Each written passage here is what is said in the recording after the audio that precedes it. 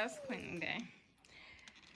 Come back and get that next to the glass mat afterwards. And so I have a few tasks.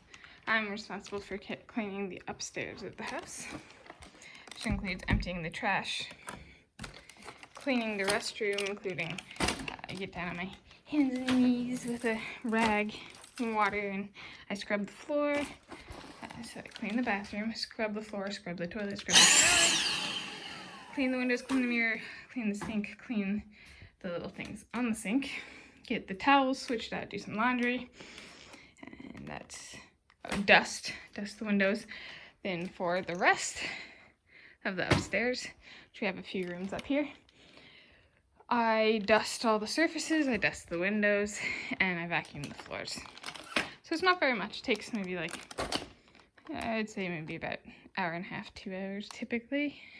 If I want to dust the blinds, it can take a lot longer. That's all by hand. And so, I don't know what to say. Time to empty the vacuum. So, maybe onwards after I get that changed out. Got a handy dandy, charge it up, empty it out. It goes wah, wah, wah, and stops doing a continuous inhalation when it gets full like this. So then I gotta go empty it. Second time already today. Dang.